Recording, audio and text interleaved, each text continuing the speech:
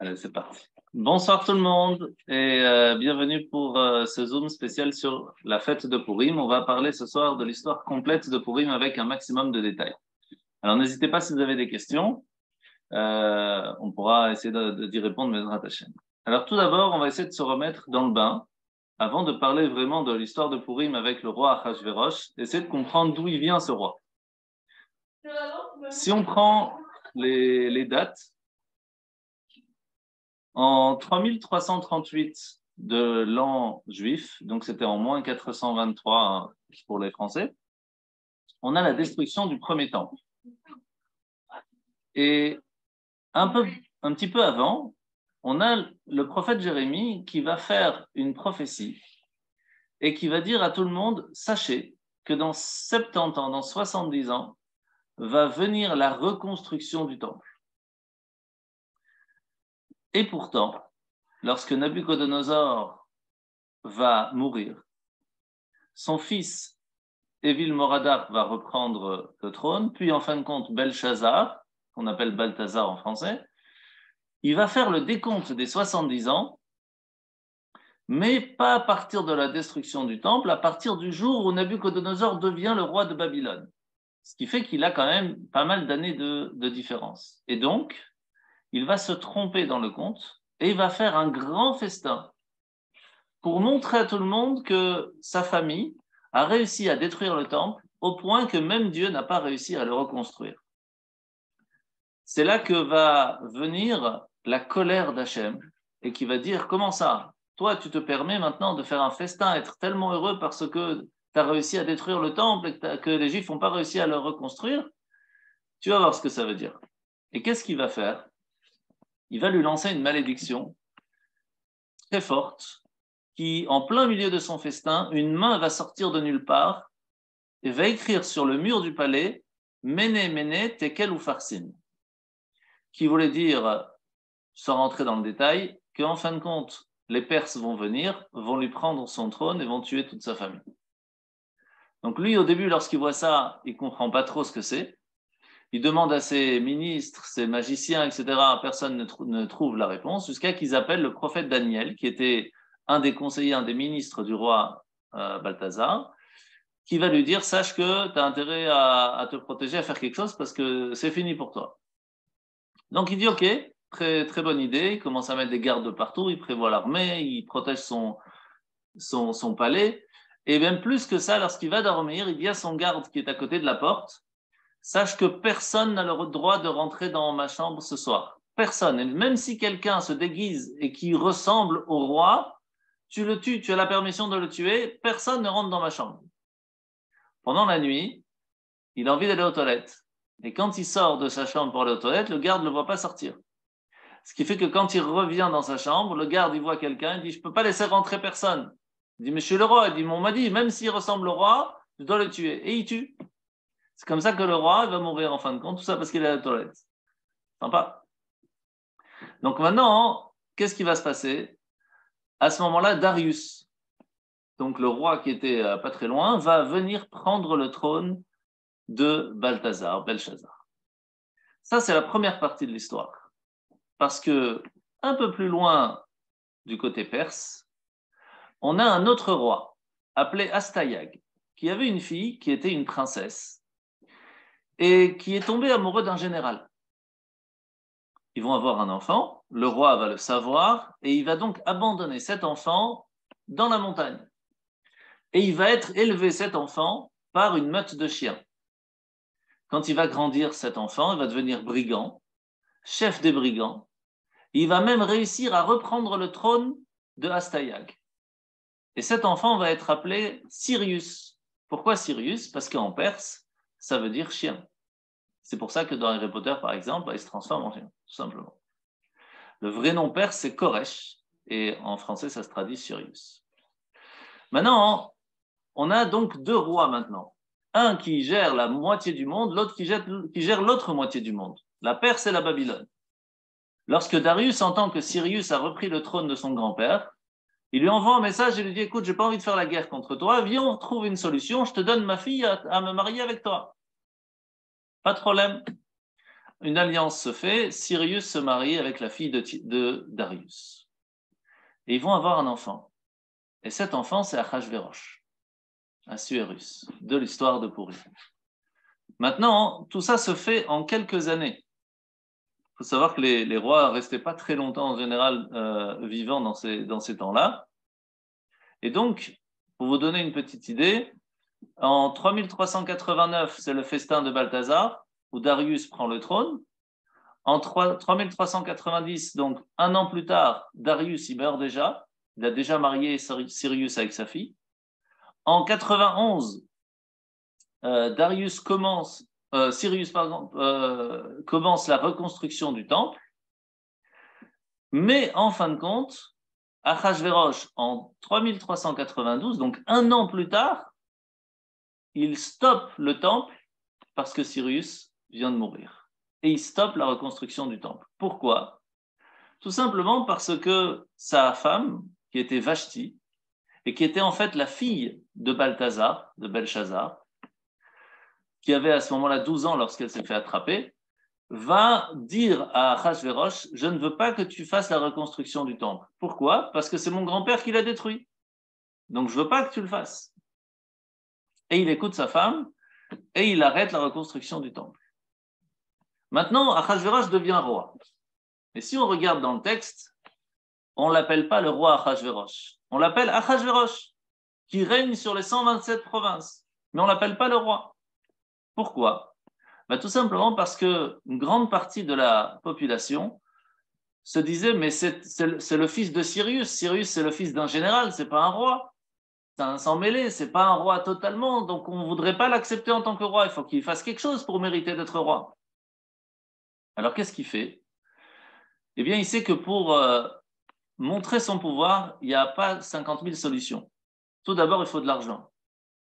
Donc qu'est-ce qu'il va faire? Il va rechercher le trésor perdu de Nabuchodonosor. Nabuchodonosor, lorsqu'il avait détruit Jérusalem, il avait pris un butin, mais extraordinaire. Il avait tout mis dans un bateau, il était parti sur l'Euphrate, et en fin de compte, le bateau coule.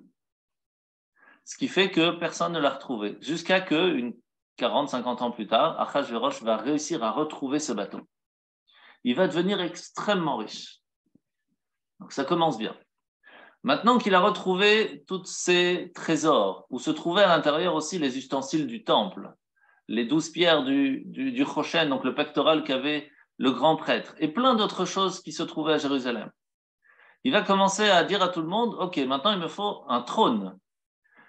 Mais le plus beau trône connu dans le monde, c'était le trône du roi Salomon. Sauf qu'on ne peut pas s'asseoir sur le trône du roi Salomon, parce qu'il y avait toute une mécanique très spécifique que le roi Salomon avait fait, que lorsqu'on met le pied sur la première marche, il y a le lion d'or qui vient et qui met sa patte pour aider à mettre le pied sur la seconde marche, et puis après l'aigle, etc. Donc il y a toute une mécanique. Mais si on n'est pas apte et digne à monter sur ce trône, eh bien, si on n'est pas digne à monter sur le trône du roi Salomon, eh bien, le lion d'or va casser la jambe de celui qui est en train de monter sur le trône. Et c'est ce qui va se passer avec le pharaon Nécho, par exemple. Le pharaon Nécho a essayé de monter sur le trône du roi Salomon. Ce qui va se passer, c'est que le lion d'or va lui donner un tellement grand coup sur la jambe qu'à ce moment-là, on va lui donner le surnom de Nécho, parce que Nécho en égyptien veut dire boiteux. Nabuchodonosor aussi va essayer. Le lion d'or va aussi lui donner un coup et il va se faire très mal. Donc Achashverosh, il vient d'être roi. Donc pour ceux qui viennent d'arriver, je fais un petit résumé. On est au moment où Achashverosh devient roi. Et il va dire, j'ai envie d'avoir le plus beau trône du monde. Mais je ne peux pas l'avoir parce que je ne peux pas m'asseoir sur le trône du roi Salomon, le plus beau du monde. Qu'est-ce que je vais faire? Eh bien, je vais demander à faire une copie du trône du roi Salomon. Et ça va prendre quelques années, en tout 3 ans. Mais il va demander à savoir où se trouvent les plus grands, les plus professionnels, les architectes qui peuvent me faire une copie du trône du roi Salomon. Et il se trouve que ce n'est pas dans la capitale. C'est quoi la capitale à ce moment-là? C'est Babylone. Alors, Achashverosh demande à ce que les meilleurs architectes se mettent au travail. Et il se trouve où? Il se trouve à Shushan, à Suse, en Perse. C'est comme ça qu'ils se mettent au travail, ça va leur faire prendre 3 ans pour pouvoir construire une copie du temple du roi Salomon. Et 3 ans plus tard, alors qu'il règne déjà depuis 3 ans sur son royaume, il entend la bonne nouvelle, le trône est prêt. Il dit, super, vous me le transportez maintenant jusqu'à Babylone, la capitale. Il dit, mais le trône, il est énorme, phénoménal, c'est impossible à déplacer. Il dit, ok, c'est comme ça, il n'y a pas de problème. On va déplacer la capitale. La capitale ne sera plus Babylone, elle va devenir Shushan. C'est comme ça que tout le monde arrive à Shushan. Arrivé là-bas, il va falloir montrer que le couronnement du roi commence. Parce que même s'il avait fait déjà une sorte de couronnement la première fois où il est devenu roi, là c'était différent parce qu'il montrait à tout le monde sa richesse, il voulait montrer son trône à tout le monde, c'était grandiose.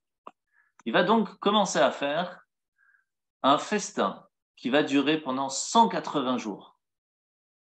Il faut s'imaginer ce que ça veut dire 180 jours de festin sans interruption, où il va inviter le monde entier à venir, tous les plus grands princes, les ministres du monde entier, de tous les royaumes dont il est le roi.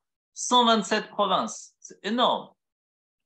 Et chacun va venir et chaque jour présenter le plat spécial de sa province. Ce qui fait que chaque jour va être un repas différent. Pour tous les sujets qui sont venus au festin, c'était quelque chose de phénoménal. Il va dépenser là-bas de l'argent, mais de façon sans limite. Maintenant, 180 jours passent, le roi ne va pas boire une seule goutte de vin. Parce que pendant tout ce temps-là, il va s'occuper de politique. Il va vouloir montrer à tous les ministres, à tous les princes, la grandeur, la force, les trésors, son argent, sa force, son pouvoir. Et il veut montrer qu'il est roi. Et ça fonctionne. Ça fonctionne. Sauf qu'à la fin des 180 jours, il se rend compte que dans la capitale, à Shushan, eh bien, les gens n'ont pas vraiment participé au festin. Parce que qui a vraiment participé à ce moment-là? C'était les princes, les ministres, les grands, les nobles. Mais la capitale avait été laissée un petit peu à l'abandon, surtout qu'elle était une nouvelle capitale, donc il fallait marquer le coup. Qu'est-ce qu'il va faire? Un festin spécial que pour les gens de la capitale. Un festin qui va durer 7 jours, spécifiquement pour les gens de Shushan. Et il va y avoir toute la ville invitée à manger gratuitement pendant ces 7 jours. Toute la ville va s'arrêter. Qu'est-ce qui va se passer à ce moment-là? Il va y avoir tout un engrenage de préparation. Comment on peut faire pour inviter tout le monde? Une partie dans le palais, une partie dans la cour du palais, dans la cour intérieure, dans la cour extérieure, dans les alentours du palais. Ils vont tout installer. Et Achashverosh, il leur dit, écoutez, c'est très simple, je vais les éclater. Je veux vraiment qu'ils kiffent le plus possible. Il dit, mais comment on peut faire? Chacun a 5 sens. Il y en a qui préfèrent boire tel vin, d'autres telle boisson, d'autres ceci, d'autres cela. Il y en a qui préfèrent tel repas, d'autres tel repas. Il y en a qui préfèrent telle musique, telle musique. Comment on peut faire? Il dit, c'est très simple. Que chacun prévoit, on fait un formulaire Google, chacun nous envoie ce qu'il veut pour manger. On va lui préparer à chacun ce qu'il aime pour manger selon sa ville, selon sa province, selon d'où il vient. Pourquoi c'était important? Parce que la ville de Shushan, comme c'était la capitale, c'est un peu comme Paris, Bruxelles, il y a de tout le monde qui venait s'installer là-bas. Ce qui fait que, surtout qu'il y avait les exilés d'Israël, beaucoup qui étaient venus à Shushan, comme Mordechai et certains sages, il y avait des gens de Babylone, il y avait des gens d'un peu partout. Donc chacun avait une volonté différente de manger. Et il va organiser une sorte de compartiment avec des draps un peu partout, déposés, pour que chacun puisse avoir son intimité. Donc chaque groupe ethnique avait son endroit pour qu'il puisse manger tranquillement, avec les repas de sa province, pour qu'il puisse profiter de la meilleure façon de ces 7 jours du festin. Arrive un problème, les Juifs. Est-ce que les Juifs vont venir au festin? Alors tout d'abord, les Juifs ils ont dit non, on ne va pas venir. Ce n'est pas cachère, il y a du vin non cachère. On a dit quel problème? Il dit c'est un souci parce que boire du vin non cachère, c'est quasi comme manger à Kippour, c'est assez grave. Quasi, c'est pas la même chose, mais quasi, c'est quand même très grave. Donc, aucun juif ne va venir, c'est sûr. Donc, qu'est-ce qu'il fait le roi? Il dit on va faire une sorte de réunion avec les ministres, avec le sage, le rabbin de la ville, qui était Mordechai. On va trouver une solution pour amener les juifs. Et il donne des possibilités. Quel est le problème? il faut qu'il mange cachère. Pas de problème, on va trouver un traiteur cachère, on appelle Sarfati ou Benisti, il n'y a pas de souci, on va gérer. Après, on va devoir boire du vin. Il dit, quel problème? Il dit, mais il y a une loi chez les Perses qui était très spéciale. C'est que chacun avait une sorte de chope de bière comme ça de 1 litre devant lui et qui devait toujours être rempli et qu'on devait vider. Chaque fois qu'on avait vidé, il fallait le remplir. Ce qui fait que les gens étaient obligés de boire du vin et obligés de se saouler dans les festins du roi. C'était une obligation. Donc ça, les ministres ils lui ont dit, si tu enlèves cette obligation, déjà ça va amener du monde. Parce qu'il y a des gens qui ne tiennent pas le vin. Donc ça bloque les gens de venir quand tu les obliges à faire ça. Donc cette loi va être abrogée. Maintenant, il y avait un autre problème. Il fallait qu'il y ait du vin cachère pour les Juifs. Donc il va amener du vin cachère. À ce moment-là, les Juifs avaient quand même une question à se poser. Le roi, il fait quand même tellement de choses pour essayer de les attirer à venir au festin. En plus, ils allaient manger entre eux. Donc, il n'y avait pas le problème de manger avec des non-juifs ou autres. Pourquoi ne pas venir? C'est là que Mordechai vient les voir et leur dit, vous vous rappelez, il y a quoi, 60, 65 ans? Qu'est-ce qui s'est passé? Vous vous rappelez? Nabucodonosor est venu, il a fait des rivières de sang dans la terre d'Israël. Des rivières de sang. Il a détruit le temple. Et Achashverosh, aujourd'hui, il est à 70 ans, 70 ans, après l'exil de Mordechai. C'est-à-dire que le jour où Mordechai il est parti d'Israël jusqu'au moment où il fait le festin, il y a tout juste 70 ans. Donc en fait, c'est une façon de dire, la prophétie de Jérémie, elle n'est toujours pas faite puisque j'ai stoppé la reconstruction du temple et donc je suis très heureux de ça et donc on va faire un festin pour ça. Donc il dit aux Juifs, comment vous voulez aller vous rendre joyeux et de profiter et de manger et de boire du vin alors que le festin il est fait pour être joyeux que la terre d'Israël a été conquise, que le temple a été détruit, que vos frères sont morts. Comment vous pouvez vous permettre d'aller être joyeux à ce festin? Maintenant, les Juifs ils se sont posé la question, mais qu'est-ce qu'ils vont faire les rabbins? Il y avait plein de rabbins, il n'y avait pas que Mordechai. Mordechai c'était le chef, mais il n'y avait pas que lui. Et tous les rabbins, ils étaient d'une certaine façon un peu officiels, des gens officiels, donc ils devaient se montrer au festin. Qu'est-ce qu'ils ont fait? Ils sont tous sauvés. Ils sont tous partis de Shushan. Ils sont tous partis dans une autre ville. Le seul rabbin qui est resté, c'est Mordechai. Et il a dit à tout le monde, je reste et je ne vais pas. Maintenant, c'est très embêtant parce que le roi, il voit ça, il voit qu'il n'y a personne qui arrive alors qu'il a fait beaucoup d'efforts. Il envoie des lettres de décret, vous êtes obligés de venir. Donc à ce moment-là, les Juifs, ils n'ont pas le choix, il y en a plein qui viennent. Maintenant, qui sont venus contre leur gré. En soi, ce n'est pas de leur faute. On les a obligés. Sauf que quand ils arrivent sur place, ils commencent à boire, ils commencent à manger. Et comme ils ont commencé à boire et à manger, commencé à devenir sourds, à commencer à faire des bêtises, à voir des bêtises, etc. Parce que surtout en Perse, là-bas, ils avaient des sortes de danses avec les femmes à 3/4 nues. Donc ça a commencé à titiller les sentiments. Et donc c'est là que va commencer le problème. Maintenant, il faut savoir que le festin, les 7 jours de festin, c'était quelle date? C'était le lendemain de Rosh Hashanah jusqu'à Yom Kippour. Donc vous imaginez qu'entre Rosh Hashanah et Kippour, ce n'est pas les moments où on doit essayer de faire des bêtises, c'est vraiment le moment où on doit faire très attention puisqu'on prépare l'année qui arrive. À Yom Kippour, notre destin est signé. Donc pendant ces 7 jours-là, on doit faire très attention à ce qu'on fait. Donc Mordechai leur dit, faites gaffe, ce n'est pas le moment d'aller faire ça. Hachem ne va pas être content. Mais malheureusement, certains, pas tout le monde bien sûr, mais certains vont quand même participer à ce festin et en profiter. Arrive le 7e jour du festin. Ce 7e jour du festin, c'est Yom Kippour. Il n'y a pas un juif sur place. C'est magnifique. Tout le monde est à la synagogue. Et à ce moment-là, Achashverosh se dit, écoute, là, ça fait déjà 186 jours que j'arrête pas de faire de la politique et j'ai rien kiffé, j'ai pas bu une goutte de vin. Là, aujourd'hui, je vais me lâcher. Et c'est comme ça que Achashverosh va commencer à boire, tellement qu'il va boire, qu'il va commencer à dire des bêtises. Et il va commencer à dire à tout le monde, c'est moi qui ai le plus beau palais, c'est moi qui ai le plus beau trône, c'est moi qui ai le plus d'argent, c'est moi qui ai le plus de ceci, et le plus beau, le plus ça. Jusqu'à qu'à un moment, il dit, c'est moi qui ai la plus belle femme. Et là, les ministres, ils vont lui dire, mais une seconde, c'est normal, tu as la plus belle femme. C'est la reine. Elle est super bien habillée, elle a des super beaux vêtements, elle a super maquillage, elle a des super beaux bijoux. Tu mets tout ça sur une femme, quelle que soit la femme, elle sera magnifique. Il dit non, non, non, vraiment ma femme c'est la plus belle, même toute nue, vous allez voir, c'est la plus belle. Et alors, il envoie des messagers en disant, dites à ma femme, à Vashti, de venir que avec la couronne, toute nue que avec la couronne. Donc Vashti, elle entend ça, elle dit, écoute, mon cher messager, tu vas aller voir le roi et tu vas lui dire que moi je viens de Babylone, je ne suis pas de Perse, et à Babylone, c'est pas du tout quelque chose qui se fait. Donc je ne vais pas venir toute nue. Et même si en Perse c'est quelque chose qui est normal, chez moi non. Alors le messager il revient et il lui dit, mais tu sais, le roi il est très en colère. Il a bu du vin et il est très en colère et ça peut te coûter la vie. Il dit non, mais est-ce que tu te rends compte quand même que le roi, pour moi, n'est rien?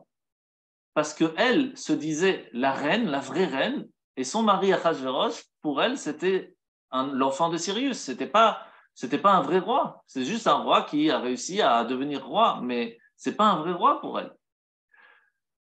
Donc, elle continue de dire non, jusqu'au moment où Achashverosh il dit au messager, c'est simple, c'est où elle vient, où elle perd la vie.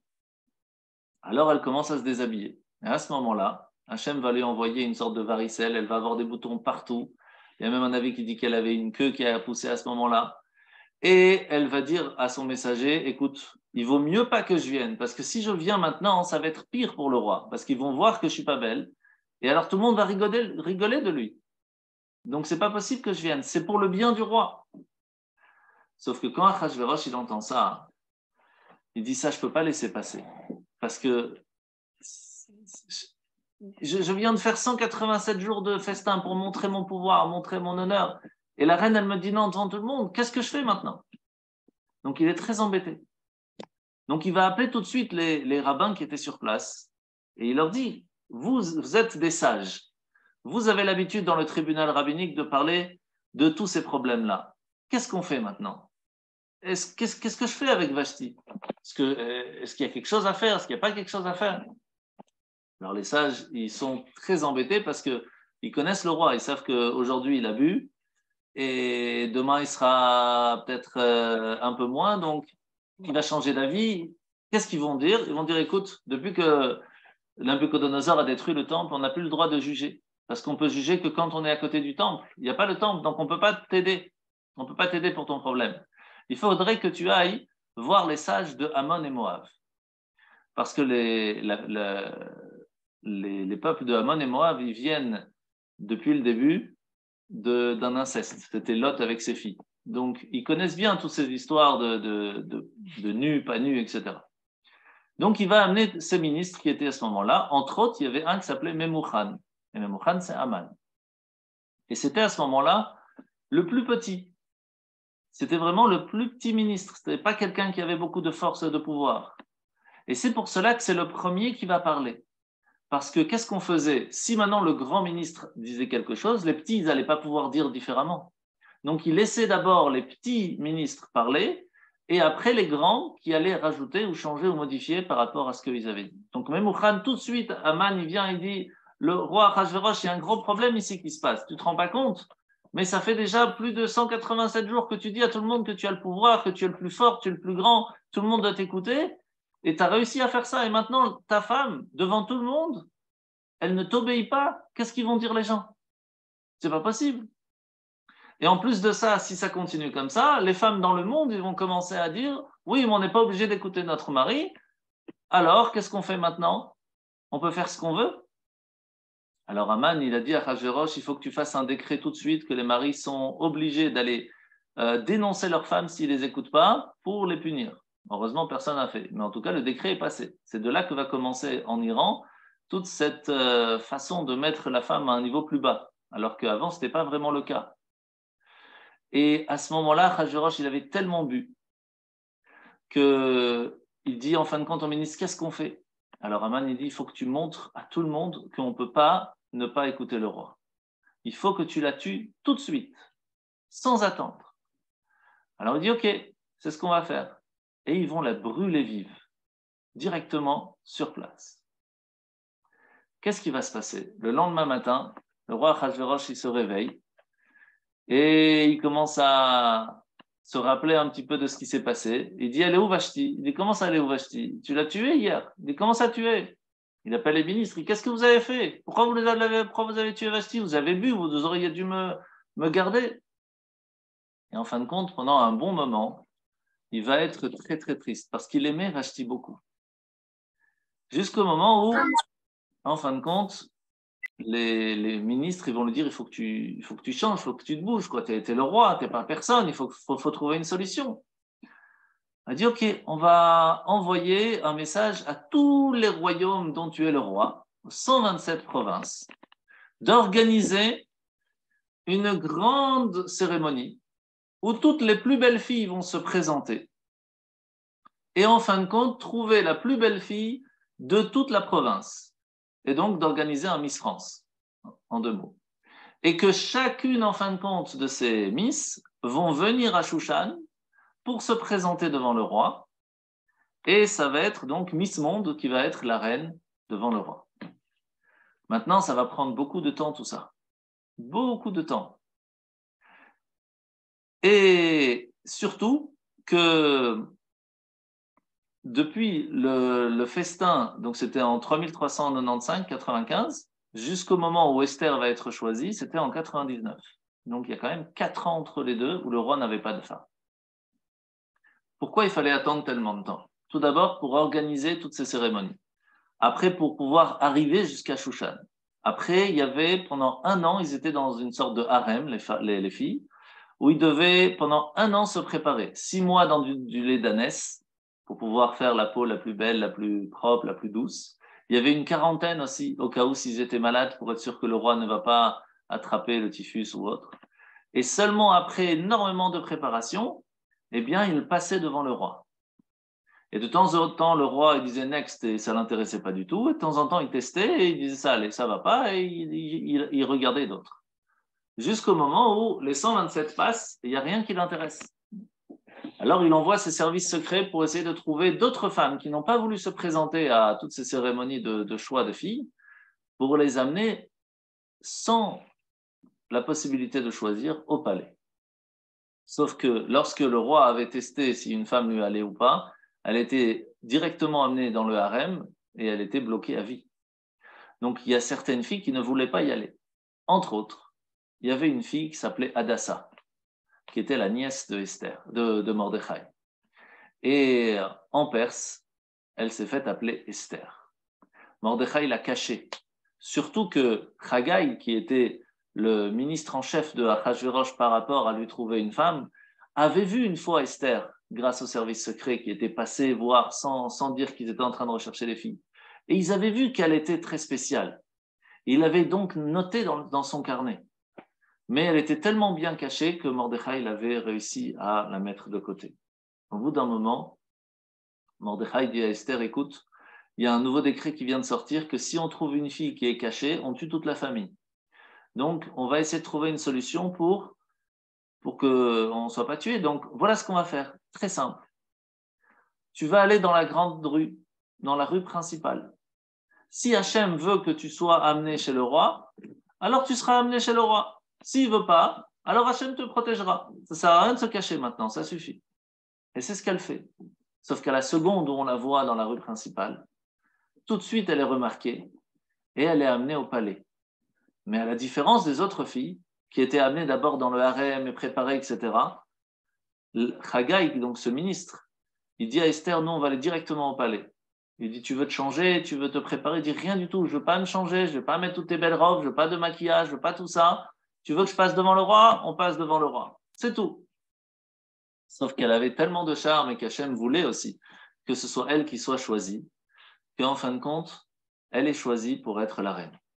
Et là, il y a quelque chose d'assez extraordinaire qui se passe. Parce que les ministres avaient dit à Achashverosh, tu te rappelles de Vashti qui avait réussi à te dire non devant tout le monde? Pourquoi elle t'avait dit non? Parce qu'elle-même était une reine. Donc il ne faut pas que tu choisisses une femme qui elle-même vient de la noblesse, ou encore pire, d'un prince ou d'un roi, parce que sinon elle va se permettre de te dire non. Donc il faudrait une fille simple pour que tu puisses avoir du pouvoir sur elle. Et deuxièmement, tu ne dois pas lui donner le titre de reine. parce que ça va lui donner tellement de pouvoir que ça va être embêtant le jour où tu voudrais changer. Donc, donne-lui un autre titre, mais pas reine, ne lui mets pas la couronne sur la tête. Sauf que Achashverosh, lorsqu'il va voir Esther, il ne va pas pouvoir se retenir et il va lui donner la couronne directement à l'encontre des conseils de ses ministres. À ce moment-là, il va falloir préparer un festin pour Esther. Mais Esther, lorsqu'elle reçoit la couronne, elle dit à Achashverosh, mais moi, ça ne m'intéresse pas d'être reine. Il dit, comment ça ne t'intéresse pas? Il dit, moi, je n'ai pas spécialement envie, mais s'il faut, il n'y a pas de problème. Il dit, mais comment je peux t'aider? Il dit, ok, tu sais quoi, je vais te donner des conditions. Tu veux que je sois reine, il n'y a pas de problème. Mais premièrement, tu ne me demandes pas d'où je viens, parce que je suis orpheline, et je ne veux pas te dire d'où je viens. Deuxièmement, c'est moi qui choisis mes servantes, personne d'autre. Et elle a fait comme ça pour ne pas dire qu'elle était juive, parce que Achashverosh était un grand antisémite. Et deuxièmement, elle a choisi ses servantes pour être sûre d'avoir chaque fois des personnes juives qui vont lui préparer de la nourriture cachère, sinon ça va être embêtant, pour pouvoir savoir c'est quand les fêtes, c'est quand Shabbat, etc. Donc au début, il a dit ok, Achashverosh. Sauf qu'au bout d'un moment, il n'en pouvait plus, Achashverosh. Il dit, dis-moi, c'est quoi, d'où tu viens, qui sont tes parents, qui sont tes grands-parents, dis-moi un petit peu qui tu connais. Il dit non, je te dis pas, c'était la condition. Au bout d'un moment, Esther, elle va le voir et elle lui dit, écoute, tu sais que c'est très important dans chaque royaume qu'il y ait un ministre qui soit juif. Parce que Nabucodonosor, Balthazar, tous les grands rois avaient un conseiller juif. Ça leur permettait d'avoir un autre point de vue avec beaucoup de sagesse. Alors, il lui dit, ok, pourquoi pas? Mais qui tu me conseilles? Il dit, bah écoute, le plus grand sage de la communauté aujourd'hui, c'est Mordechai. Alors, va le voir, demande-lui qui t'aide, qui te conseille. Il parle avec lui, il se rend compte que c'est vraiment quelqu'un d'intelligent, et il va le nommer juge à la porte du palais. C'est-à-dire que quand quelqu'un avait un problème, avant d'aller voir le roi, si vraiment c'est un problème très spécifique, c'était Mordechai qui faisait le juge de juifs et de non-juifs. À un certain moment, Achashverosh, il s'est dit, mais pourquoi elle m'a conseillé Mordechai? Peut-être que c'est quelqu'un de la famille. Alors d'abord, il se dit, voilà ce qu'on va faire. Il va envoyer à tout le monde, à tous les ministres, à tous les princes dans le monde entier, vous êtes invités au festin du mariage de moi et Esther. Et toute personne qui vient, qui se présente comme de la famille, il sera, comment dire, il n'aura pas besoin de payer d'impôts pendant toute sa vie. Donc il se dit comme ça, au moins je suis sûr qu'il y a quelqu'un qui va venir et dire que moi je suis de la famille d'Esther, comme ça je n'ai pas d'impôts à payer. Il n'y a personne, aucun juif qui est venu dire moi je connais Esther, je sais d'où elle vient, donc je voudrais ne pas avoir payé d'impôts. Aucun. C'est beau quand même comment les juifs ils ont fait attention à être entraide, d'avoir de l'entraide. Après il s'est dit ok, pendant le festin, on va voir est-ce que Esther va parler, s'asseoir à côté de quelqu'un de spécifique. Ça va me permettre de savoir si oui ou non c'est de la famille ou pas. Esther est partie voir tout le monde, a mis tout le monde au même égal, au même niveau, que ce soit les riches ou les pauvres, elle leur parlait de la même façon. Un autre moment, il est parti voir Mordechai, il lui a dit, écoute Mordechai, j'ai un souci, Esther ne veut pas me dire d'où je viens. Quel est ton conseil? Et là, Mordechai, il a compris que d'une certaine façon, il essayait de savoir si Mordechai faisait partie de la famille de Esther. Qu'est-ce qu'il va lui dire? Il va dire, mais tu sais quoi? Tu veux qu'elle te dise, c'est très simple, rends-la jalouse. Recommence le fait qu'il y a des filles qui passent devant toi alors que la reine est à côté. Automatiquement, ça va la rendre jalouse et elle va te dire. Donc là, tout de suite, Achashverosh dit, c'est pas possible que ce soit de la famille, alors qu'il dit, fais tout pour qu'elle soit plus reine. C'est-à-dire que c'est pas possible. Donc ça a enlevé ce doute. Sauf qu'il ne s'est pas rendu compte que Mordechai ne voulait pas qu'Esther soit la femme d'Achashverosh. Esther ne voulait pas être la femme d'Achashverosh. Donc ça, il ne pouvait pas comprendre. Et donc c'est comme ça qu'il essaye, mais Esther n'est pas du tout jalouse, ça ne l'intéresse pas du tout tous ses problèmes, et elle reste tranquille dans son palais. Alors il abandonne. Jusqu'au moment où va arriver un complot. Un complot de les deux gardes du palais qui s'occupaient de tout l'étage où se trouvait le roi, Bigtan et Teresh. Et ils vont commencer à essayer de se dire, le roi a détruit notre village, a détruit notre pays, et nous, on veut le venger. Elle est folle, celle-là. Elle est folle. Qui ça, hein? demandé. Non, je ne comprends pas. Ah. Non, pas. J'ai enlevé les sons. Alors, donc Bigtan et Teresh, qu'est-ce qui va se passer? Ils vont commencer à essayer de tuer le roi. Ils vont essayer de l'empoisonner. Et alors qu'ils étaient en train de parler, il y a Mordechai, puisqu'il était dans le palais, il était à la porte du roi, il était juge, il passait un peu partout, il entendait un petit peu tout. Jusqu'au moment où il va entendre que Bigtan et Teresh étaient en train de comploter comme le roi, contre le roi. Mais bien sûr, Bigtan et Teresh ne parlaient pas en perse à ce moment-là, ils parlaient dans leur langue natale. Mais comme Mordechai faisait partie, était même le chef du tribunal rabbinique au temps de l'époque du temple, il connaissait toutes les langues. Parce qu'un rave, un juge de tribunal rabbinique, dans ces temps-là, devait pouvoir entendre, comprendre et répondre à tout juif qui venait de partout dans le monde. Donc, ils étaient obligés de connaître toutes les langues. Vous imaginez un petit peu la sagesse de Mordechai, ça rigolait pas. Et il entend ça. Tout de suite, il va voir Esther. Et il lui dit, va dire au roi, de ta part à toi, Esther, que Bigtan et Teresh, ils veulent te tuer. Qu'est-ce qu'elle fait, Esther? Elle va voir le roi. Elle lui dit, c'est pas moi qui a dit, c'est Mordechai qui m'a dit. Et là, ça va sauver, en fin de compte, beaucoup de choses d'avoir dit que c'est Mordechai qui l'a sauvé le roi. Parce que plus tard, on va voir dans l'histoire que ça va beaucoup aider. À ce moment-là, Bigtan et Teresh sont attrapés. Mais celui qui avait vraiment comploté avec Bigtan et Teresh n'a pas été attrapé à ce moment-là. Qui c'était d'après vous? Eh bien, c'était Aman. Aman était quelqu'un qui a fait le complot avec Bigtan et Teresh. Et lui ne s'est pas fait attraper à ce moment-là. Qu'est-ce qui s'est passé? Aman vient voir Achashverosh juste après cette histoire et il essaye de sauver Bigtan et Teresh. En fin de compte, il se rend compte qu'il n'y a rien à faire, alors il laisse tomber. Et il va dire au roi, écoute roi, on a un grand souci dans le pays, et pas que dans le pays, mais dans le royaume tout entier, dans le monde entier. Il y a un peuple qui est trop spécial, totalement différent des autres. Ils font les fêtes quand ils veulent, pas comme nous. Ils se prosternent devant Dieu et pas devant les idoles. Et quand nous, on va travailler Shabbat, eux, ils ne travaillent pas. À un certain moment, il y a un mois comme ça, le mois de Tishri, où tout le mois, quasi, ils ne travaillent pas. Eh, vas-y, c'est Rosh Hashanah, après c'est Kippour, après c'est Sukkot, et Simchat Torah, Yachol HaMoed. On ne comprend rien avec eux. Ils font rien comme nous. Il faudrait les anéantir. À ce moment-là, Achashverosh, il n'est pas du tout pour. Parce qu'il sait très bien que dans l'histoire, tous ceux qui ont essayé de faire du mal aux Juifs, ils se sont ramassés à la fin. Que ce soit Nabucodonosor, Balthazar, ou même avant. Donc, il dit à Aman, non, je ne prends pas ce risque. Il dit, mais qu'est-ce que ça vous embête? Parce qu'ils amènent beaucoup d'argent. Moi, je vais vous donner de l'argent. Aman, il dit, je vous donne toute ma fortune. 10 000 lingots d'argent. Une fortune énorme. Achashverosh, ça l'attire un petit peu plus déjà. Il dit, mais quand même, je ne suis pas sûr. Les Juifs, ils sont protégés par Dieu, ça ne vaut pas le coup. Alors il dit, mais non, tu sais très bien que maintenant que le temple a été détruit, toi-même tu as fait le festin que le temple n'a pas été reconstruit, ça veut dire que maintenant ils ont abandonné Dieu, donc Dieu les a abandonnés, donc tu peux y aller, il n'y a pas de problème. Il dit, non, quand même, c'est vrai, c'est tout ce que tu me dis, mais quand même, j'ai quand même un peu peur. Alors Aman, il va donner son dernier argument, et il dit, mais tu sais quoi, moi je vais m'en occuper. Donne-moi ton sceau, le sceau royal qui permet de signer les décrets, et moi je signe. Pas toi, moi je m'en occupe. Alors le roi dit ok, mais il voit sur la tête de Haman qu'il est un peu embêté. Il dit qu'est-ce qui se passe? Il dit ben, c'est vrai que maintenant j'aurai le droit de faire ça, mais j'ai pas d'argent. Alors Achashverosh lui dit ben, tu sais ce qu'on va faire? On va faire une tombola.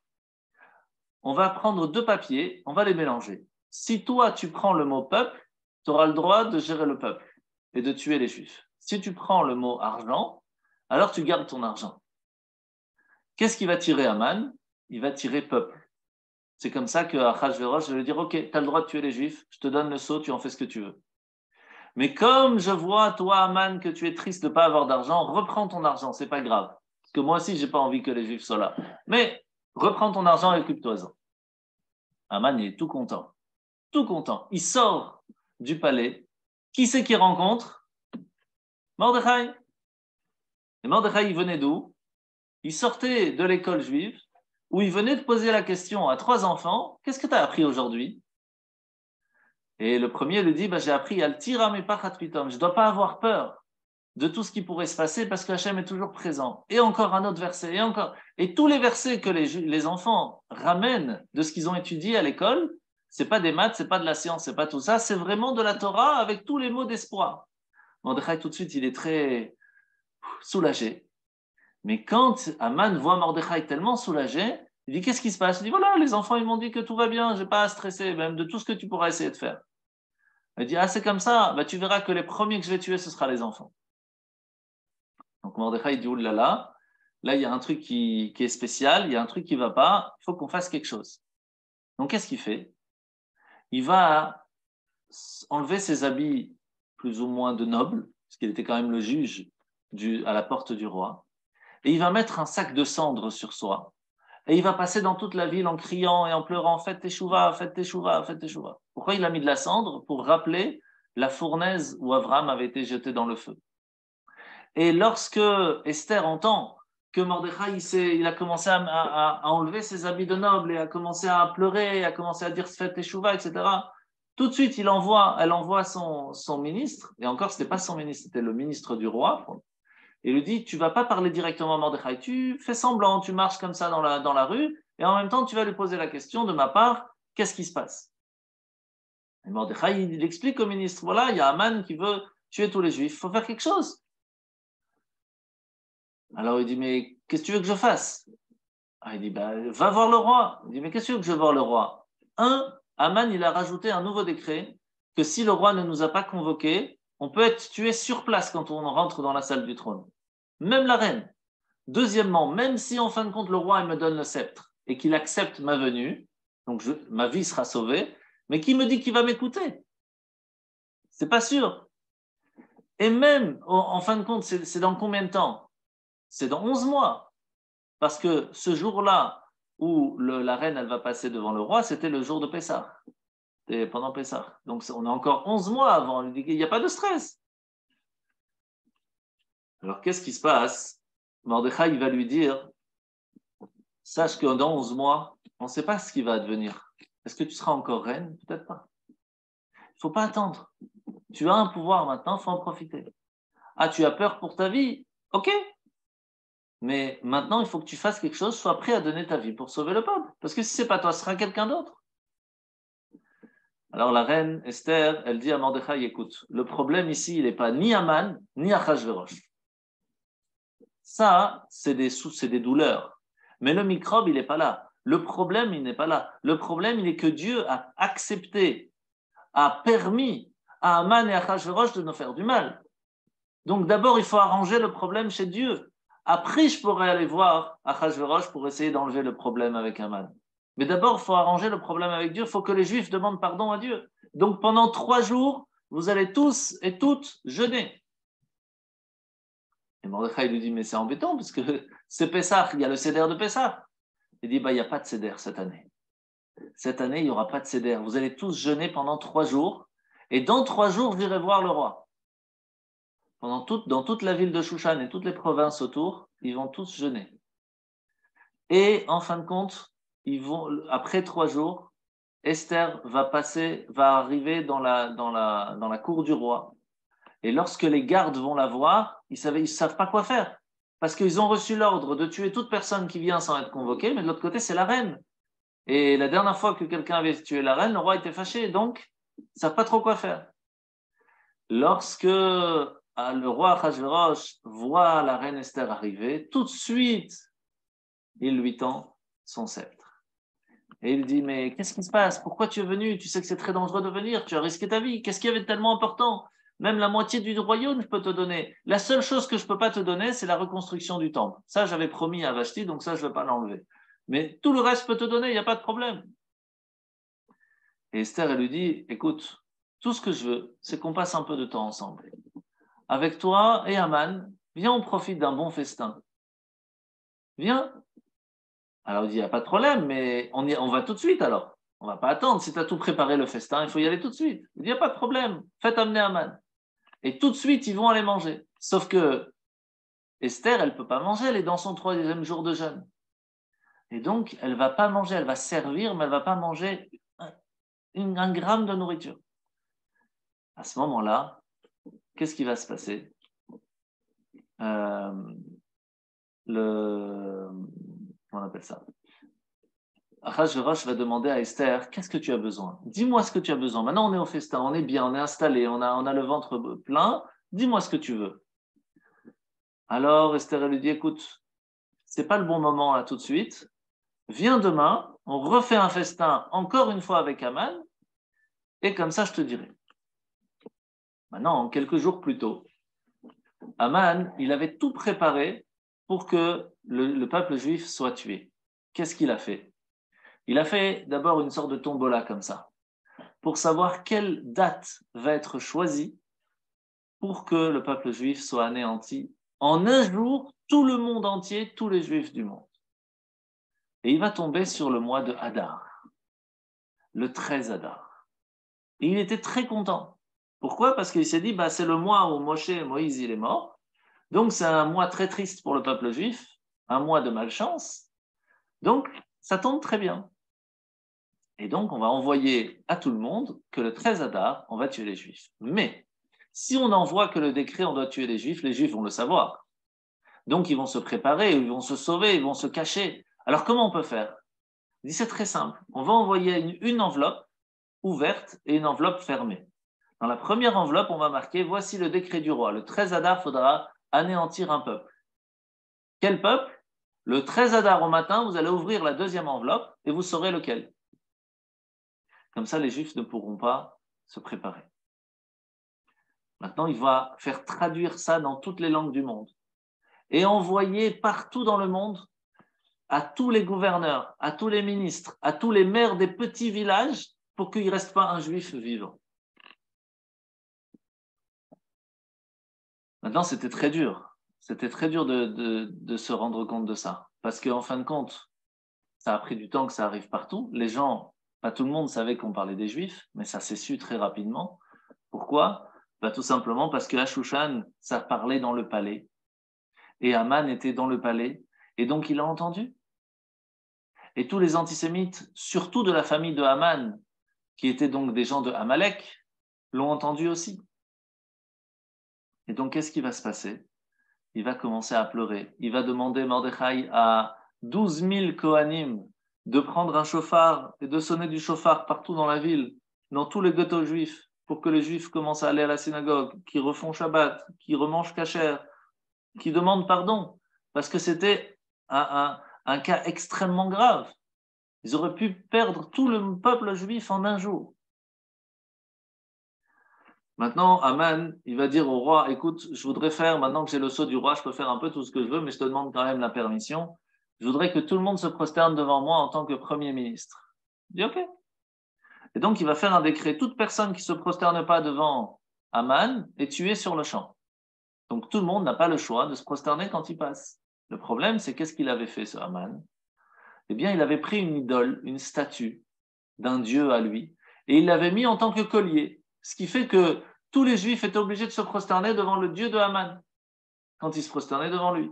Et ils n'avaient pas le choix, sinon ils étaient tués. Il y en a un seul qui a dit à tout le monde, moi je ne me prosterne pas devant Haman. Mordechai. Moi je ne me prosterne pas devant Haman. C'est tout. Sauf que quand Haman il est passé à côté de lui et qu'il ne s'est pas prosterné, Haman aurait très bien pu dire aux soldats, tuez-le, il ne s'est pas prosterné. Le problème, c'est que quand Haman arrive à côté de Mordechai, Mordechai il prend sa chaussure et il la montre à Haman. Il dit, regarde la chaussure. Haman, il commence à devenir tout rouge, tout bleu, tout vert, toutes les couleurs, et il part vite chez lui. Il est très fâché. Alors, la question, c'est qu'est-ce qu'il y avait sur cette chaussure qui a fait rendre en colère Haman et qui n'a pas pu faire tuer Mordechai à ce moment-là? Eh bien, c'est très simple. En fait, Haman et Mordechai se sont retrouvés bien des années avant à devoir gérer une patrouille de soldats pour le roi lorsqu'il y avait la guerre. Et ils étaient dans le désert. Et Haman n'a pas du tout bien géré son eau, ce qui fait que lui et ses soldats allaient mourir de soif. Mais Mordechai avait fait les choses intelligemment, il avait mis de côté. Ce qui fait que Haman vient voir Mordechai, il lui dit, écoute, il y a ma patrouille qui est en train de mourir de soif, moi aussi je vais mourir de soif, aide-nous. Il dit, mais je ne peux pas vous aider, si je vous donne à boire, après nous aussi on n'aura plus rien. Donc c'est pas possible. Il dit, s'il te plaît, fais quelque chose, sinon c'est la cata, fais, s'il te plaît, s'il te plaît, s'il te plaît. Jusqu'à que Aman lui dit, je te promets que je serai ton esclave à vie si tu me donnes de l'eau, que tu sauves ma patrouille. Il dit, ok, mais où est-ce que tu veux qu'on écrive le contrat que tu seras mon esclave? Il dit, sur ta chaussure. Et donc, en fait, Mordechai avait sur sa chaussure la preuve que Haman était son esclave. Et donc, chaque fois que Haman passait à côté de lui, qu'est-ce qu'il faisait Mordechai? N'essaye pas que je me prosterne devant toi. Tu es mon esclave, c'est toi qui dois te prosterner devant moi. Regarde la chaussure, moi j'ai la preuve. Donc, Haman était très fâché. Donc, il va rentrer chez lui et il va appeler sa femme et ses conseillers. Et il va leur dire, qu'est-ce que je fais? J'en peux plus de ce Mordechai. Tout le monde me se prosterne devant moi. La reine me convoque à manger avec elle, avec le roi. Tout le monde me donne de l'honneur, sauf Mordechai. Qu'est-ce que je peux faire? Et là, Zeresh, sa femme, lui dit, tu sais, il y a un problème avec les Juifs. Parce que quand ils ont essayé de tuer Abraham dans la fournaise, dans le feu, ça n'a pas marché. Ils ont essayé de les noyer avec les Égyptiens, c'est eux qui se sont fait noyer. Ils ont essayé de les tuer par l'épée, c'est eux qui sont morts. Ils ont essayé de les jeter dans la fosse aux lions. C'est les lions, ils ont mangé les méchants, ils n'ont pas mangé les prophètes. Donc, je sais pas, il y a un truc, il y a quelque chose qui ne va pas. Mais il dit, mais tu sais quoi, il y a un truc qu'on n'a pas essayé encore. C'est la pendaison, de le pendre. Ça, on n'a pas essayé de pendre les Juifs encore. Peut-être ça peut marcher. Elle dit, ok, ça peut être intéressant. Comment on peut faire? Il dit, regarde, tu vas aller chercher une très, très, très grande poutre, mais énorme, 25 mètres. Alors, où on peut trouver ça? Alors, il y a deux avis. Il y en a qui dit qu'il est parti en Turquie pour aller chercher une poutre de l'arche de Noé. Une autre qui dit que c'était une poutre qui était du temple, qui était restée. Bon, en tout cas, il va construire une potence dans sa cour personnelle, mais qui était tellement haute que depuis le palais, on pouvait la voir. Et il va carrément aller prendre des arbres du palais pour pouvoir construire cette potence, pour pouvoir tuer Mordechai.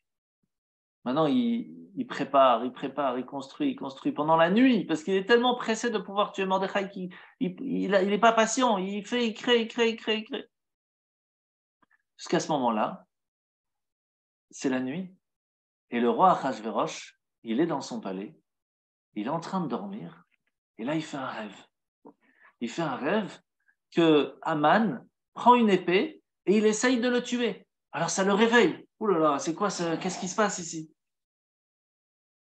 Et là, qu'est-ce qui se passe? Il entend que il n'arrive pas à redormir. Alors il appelle Shimshi, qui était le fils d'Haman, et c'était lui qui s'occupait du roi quand il était dans sa chambre. Il dit, va me chercher un livre, tu me racontes une histoire, raconte-moi un peu ce qui s'est passé dans ces derniers temps dans le pays. Et il ouvre la page et il tombe sur quoi? Sachez que Bigtan et Teresh a essayé de vous tuer et Mordechai a sauvé la vie du roi. Alors lui, Haman, il n'aime pas Mordechai, le fils d'Haman. Donc qu'est-ce qu'il fait? Il essaye de tourner la page. Il y a un ange qui vient, hop, il le remet. Alors il reste, donc à ce moment-là, qu'est-ce qu'il fait? Il est obligé de lire. Et il lit, voilà, sachez qu'il y a quelque temps, Bigtan et Teresh ont essayé de vous tuer. Et Mordechai vous a sauvé la vie. Mais le roi, il demande, est-ce qu'on l'a récompensé? Il dit non, c'est pas marqué. Ah, eh bien, c'est peut-être pour ça que j'arrive pas à dormir. Bon, on va voir. À ce moment-là, il entend Haman, en pleine nuit, qui est dans la cour, en dessous de sa chambre, et qui dit aux gardes, à Majesté, à Achashverosh, je dois vous parler, c'est urgent, c'est urgent. Pourquoi il est parti pendant la nuit? En fait, c'est sa femme qui lui a dit, si tu vas pendant la journée, il y aura la reine. Et la reine, elle va tout faire pour ne pas tuer Mordechai. Tu vois bien qu'elle l'a mis en tant que juge. Donc, si tu veux tuer Mordechai, tu dois aller pendant le moment où il n'y a pas la reine. Pas pendant la nuit où le roi il est tranquille et ce sera le seul moment où tu auras la possibilité de lui demander. Maintenant, le roi il dit, je ne veux pas entendre Haman, maintenant je suis fatigué, je vais essayer de me rendormir. Il se rendort. Il fait un deuxième rêve. Et là, il rêve que Haman, il prend une épée qu'il essaye de tuer. Et le roi et la reine. Il dit, oh là là, c'est quoi cette histoire encore? Il se réveille, il dit, amenez-moi Haman, là, il y a un truc qui ne va pas, amenez-le-moi. Et là, Haman, il arrive dans la chambre du roi, il dit, roi, j'ai quelque chose à vous demander. Il dit, attends, avant que toi tu me demandes, moi j'ai quelque chose à te demander. Comment je peux faire pour remercier une personne qui, pour moi, il mérite beaucoup d'honneur. J'ai envie de le remercier pour tout ce qu'il fait dans le pays. Comment je peux faire? Alors Aman, il dit, ah, sûrement, ça c'est moi, ça, je vais me faire un kiff maintenant. Voilà ce qu'il faut faire, roi, c'est très facile. Vous vous rappelez que la première fois que vous avez été couronné, vous aviez un cheval magnifique, vous aviez un habit spécial, vous aviez une couronne spéciale. Eh bien, il faut habiller cette personne que vous aimez tant de la même façon, avec le premier habit que vous aviez mis lorsque vous étiez roi, lorsque vous avez fait le couronnement, avec ce même cheval, et tout ça, il faut lui faire et passer dans toute la ville en criant « Voici l'homme que le roi veut honorer, voici l'homme que le roi veut honorer ». Lorsque le roi il entend ça, il dit « Ouh là là là là, le rêve que j'ai vu, que Haman veut me tuer, je vois que c'est vrai, il veut prendre ma place, il veut s'habiller avec les habits du roi. » Alors le roi il lui dit bah, « Tu sais quoi, tu vas faire tout ça, tout ce que tu viens de me dire, tu vas le faire à Mordechai. » Il dit « Comment ça à Mordechai? Quel Mordechai? Il y a plein de Mordechai. » Il dit non, celui qui est à la porte du roi. Il dit quoi? Lui? Non, je suis venu pour essayer de le tuer. Comment ça? Non, non, tu vas lui faire tout ça. Il dit je suis prêt à vous donner 10 000 pièces d'argent, mais s'il vous plaît, je ne vais pas faire ça. Mordechai quand même. Il dit tu vas lui donner les 10 000 pièces d'argent et en même temps tu vas lui faire. Sauf qu'à ce moment-là, Mordechai, qu'est-ce qu'il faisait? Il était en train d'étudier. Il étudiait la Torah avec des gens, avec des enfants. Il était en train d'étudier le Homer. C'est quoi le Homer? C'est qu'au temps du temple, on prenait de l'orge et on l'amenait en cadeau à Dieu. Et donc, Aman, il arrive là et il entend que on est en train d'étudier qu'on amenait de l'orge à Dieu. Il dit, comment ça? Moi, j'amène de l'argent au roi et j'arrive pas à te tuer. Et toi, tu donnes de l'orge à Dieu et Dieu, il te protège. C'est quoi cette histoire? Alors, Mordechai dit, qu'est-ce que tu me veux maintenant? Il dit, c'est simple, le roi m'a ordonné de t'habiller avec les habits du roi et de t'amener dans toute la ville. Il dit, mais je peux pas. Ça fait des jours et des jours que je jeûne. J'ai pas la force ni de m'habiller. Je me suis pas lavé. Je me suis pas coiffé. C'est pas possible. Donc je suis pas d'accord. Alors Aman il dit, oh là là là, qu'est-ce que je vais faire maintenant? Appelez-moi un coiffeur. Personne qui vient. Aman lui-même va le coiffer. Après, Aman va lui-même le laver. Il va habiller Mordechai. Il va le mettre sur le cheval. Et il va passer dans toute la ville en disant, voici l'homme que le roi veut honorer. Voici l'homme que le roi veut honorer. Lorsqu'il arrive à côté de chez lui, sa fille, dont il voulait qu'elle soit la reine. Qu'est-ce qui va se passer? Elle va le voir en train de tirer le cheval et elle se dit, ah, mais c'est Mordechai sûrement qui tire le cheval et c'est Haman, mon père, qui est sur le cheval. Donc elle prend son pot de chambre, donc pot de chambre là où avant on faisait pipi, etc. Et elle le jette sur celui qui tire le cheval. Et elle se rend compte après que c'est son père. Qu'est-ce qu'elle fait? Elle saute de la fenêtre et elle se suicide et elle meurt. Et donc en une matinée, Haman était le plus grand des ministres et il devient le plus catastrophique de toute l'histoire. À ce moment-là, Mordechai revient à la synagogue. Il enlève les habits du roi. Il remet son sac de cendres. Et il dit à tout le monde, il faut encore plus prier. Pourquoi il faut plus prier? Parce que jusque-là, j'avais un truc que je pouvais dire au roi. Vous vous rappelez, roi, je vous avais sauvé la vie, peut-être vous pouvez sauver les Juifs. Mais même ça, j'ai plus, parce que le roi vient de me récompenser. Donc je ne sais pas comment je vais faire pour essayer de faire changer le décret du roi. Donc il faut encore plus prier. Donc les Juifs, ils ont encore plus prié, demander pardon. Sauf que Haman, lui, il rentre à la maison. Et il dit à sa femme, regarde ton conseil, j'ai essayé de tuer Mordechai, maintenant regarde la cata, je ne sais pas qu'est-ce que je peux faire. Elle dit, je ne sais pas, franchement, en général, quand on commence à tomber, parce qu'on a fait du mal aux Juifs, quand on tombe bien. Alors il dit, peut-être je vais me sauver, peut-être je vais aller chez un de mes fils qui est gouverneur un peu dans un autre pays. Esther, elle a eu le titre, et elle s'est dit, non, je ne vais pas la laisser s'enfuir. Elle envoie tout de suite les soldats, qui attrapent Haman, qui lui dit, tu dois venir au festin que la reine t'a invité avec le roi. Et il l'amène directement. Et arrivé là-bas, la reine, elle dit à Achashverosh, écoute, tu te rappelles, tu voulais me donner quelque chose, je vais te dire ce qu'il y a. Il y a quelqu'un dans le pays qui veut me tuer. Il dit, comment ça qui veut te tuer? Il dit, oui, je vais t'apprendre quelque chose. Tu te rappelles, au mariage, je t'avais dit que je n'allais pas te dire d'où je viens, je vais te dire d'où je viens. Je suis une descendante du roi Shaoul, le premier roi d'Israël. Et donc, je suis une reine, moi aussi. Il y avait une prestance. Et sache que puisque je suis juive, Aman qui est juste là, a tout organisé pour me tuer à moi et tuer tout mon peuple. Et ça ne sert à rien d'essayer de me sauver moi parce que je suis reine. Je ne pourrais pas vivre si je sais que mon peuple va mourir. Donc il faut faire quelque chose. Et ce Haman-là ne mérite pas de vivre. Alors Hachvérosh, il est un peu embêté, il dit, oulala, là là, ça fait beaucoup là sur la tête là déjà. Donc il sort et il voit là-bas son ministre qui était, chaque jour il avait un autre ministre qui venait, c'était Harbona à ce moment-là. Et il dit, c'est quoi là? Qu'est-ce que je vois là-bas au fond là? Il y a une potence, c'est pourquoi? Il dit, ça c'est Haman qui a fait ça. Mais il faut savoir que Harbona, en fait, c'était un copain de Haman. Mais quand il s'est rendu compte qu'Haman commençait à tomber, il a changé sa veste. Il a commencé à parler sur Haman, il a tout raconté au roi. Il dit, voilà, Haman, en fait, rappelez-vous, on a des doutes si c'est pas lui qui était avec Bigtan et Teresh. Et en plus, il a construit une potence pour tuer Mordechai, alors que vous, Mordechai, vous l'avez récompensé. C'est lui qui vous a sauvé la vie. Donc, il y a un truc qui ne va pas avec Haman. Alors, Hachvérosh, il a tout étonné. Il dit, c'est quoi cette histoire? Il re-rentre dans la chambre, et qu'est-ce qui se passe? Il voit qu'Haman, il a trébuché, il s'est allongé sur la reine. Il dit, quoi? Tu veux carrément prendre la reine devant moi, dans ma chambre? C'est quoi cette histoire? Attrapez-le, pendez-le sur la potence qu'il avait préparée pour Mordechai. Maintenant, Esther, elle entend Haman qui commence à pleurer, s'il vous plaît, non, si vous voulez me tuer au maximum, tuez-moi comme un noble, avec une épée, vous me coupez la tête, mais pas pendu comme ça devant tout le monde, c'est pas possible.